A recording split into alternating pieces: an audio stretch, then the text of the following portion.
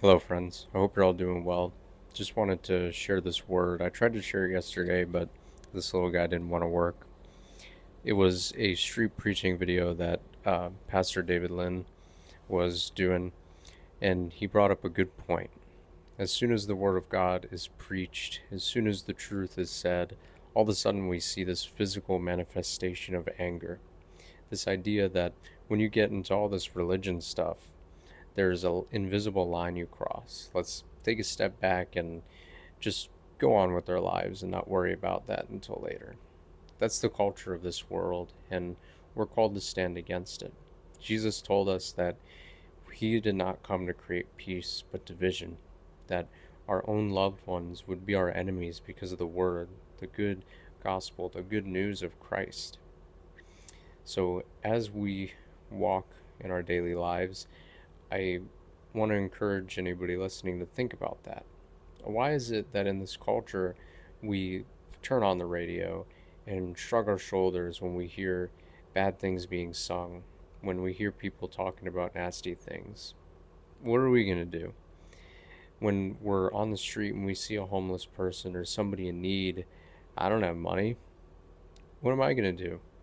This is such a sad, sad culture and mindset. It's about us, us, us, us, us. Jesus wants us to make it about others, to pick up our cross, to bear one another's burdens, not to live our little fantasy lives and go on forgetting about one another. He calls us to community, lifting one another up.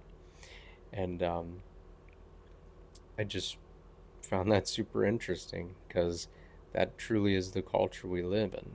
Shrugging our shoulders. Don't get into all this religion stuff. Just do your thing, and then when you die, you'll figure it out. That's what the enemy wants you to think. Exactly what the enemy wants you to think. At 10 minutes and 22 seconds of the video link I'll put in the description, you can see the physical manifestation of demons in these people. Because we know that our enemy is not flesh and blood, but of spiritual powers and rulers beyond us. It's not about one another. We're not against one another. There's greater things at work, and the Word of God is the sword of the Spirit that can defend us and slice through these things. Because we know that the Word of God is alive. It is God, quick, and the sword of the Spirit is sharper than any two-edged sword. It judges the thoughts and attitudes of the heart. So when the word is preached, when somebody picks up a mic, when somebody asks somebody and they get angry, that's the physical manifestation of their heart and mind being judged by the good word. And it's not a condemnation kind of judging, it's a conviction of chata, sin, the curse that lives within all human beings. Jesus calls us to be away from that. He broke the curse, he fulfilled the promise, and he calls us to a new way of life.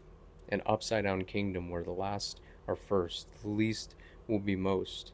Blessed are the mourning. Blessed are those who are persecuted. Theirs is the kingdom of heaven. Blessed, how happy are they who are sad, because they have Jesus and deliverance in him. It was an interesting thought to me, and I hope it was to you. Let's not shrug our shoulders, but let's rather have eyes to see, ears to hear, and a hand to lend, a shoulder to cry on, so that we can continually be more like Jesus every single day, not like the world. Thanks for listening.